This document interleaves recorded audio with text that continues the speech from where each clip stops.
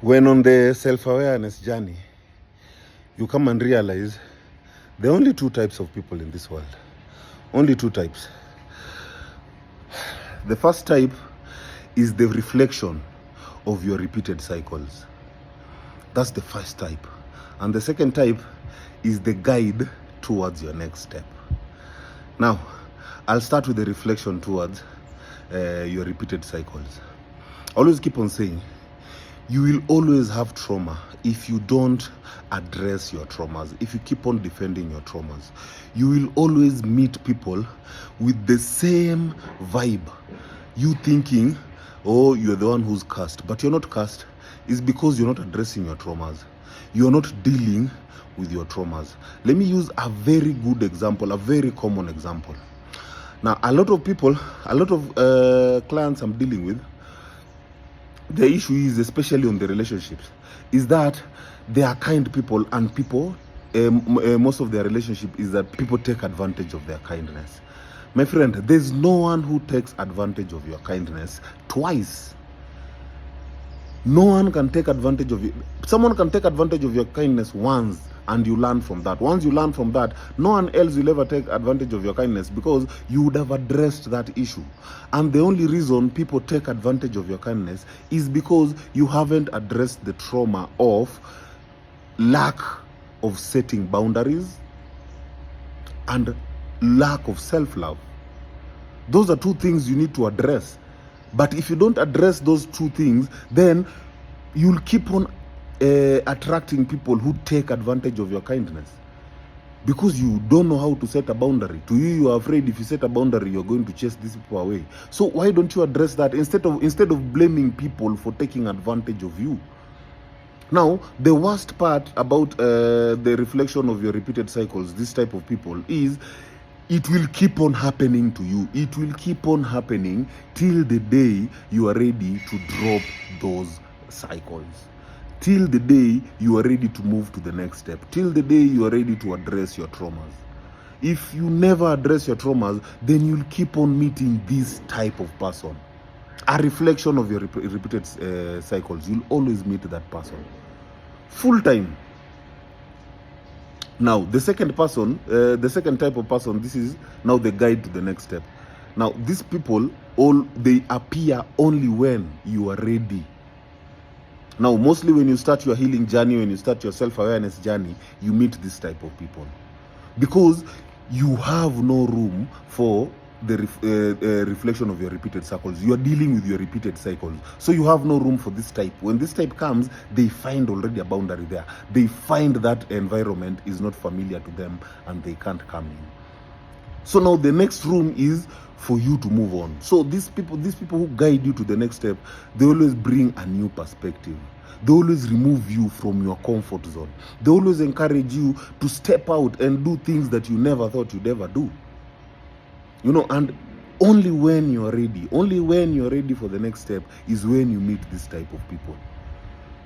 Before you being ready, before then, you'll always be meeting character developers. And your character will never develop because you are not addressing your character. You're not addressing these triggers. You're not addressing these traumas. Now they turn into repeated cycles. But the moment you start addressing them, the moment you start the healing journey, the moment you start the self-aware journey, now the people you'll be meeting are people who will be guiding you to the next step. These are people who will be changing your perspective. These are people who will be removing you out of your comfort zone. My people, remember, it is all about you when it comes to your world, when it comes to your reality. It is all about you.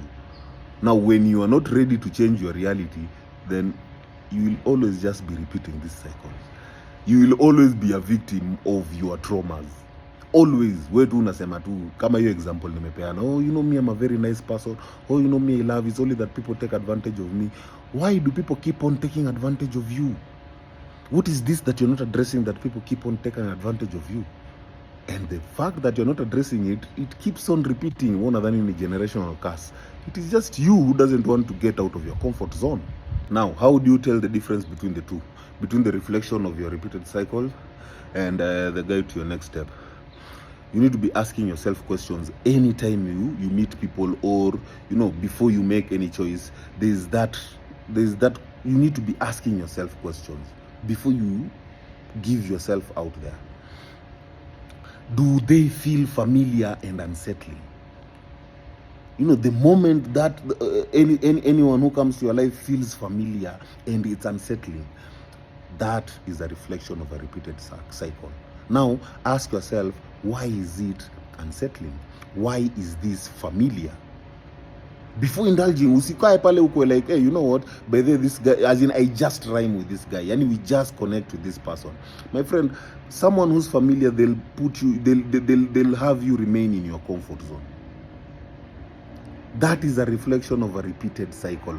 You are not, as in someone who guides you to the next step won't feel familiar. In fact, these people are totally out of your world.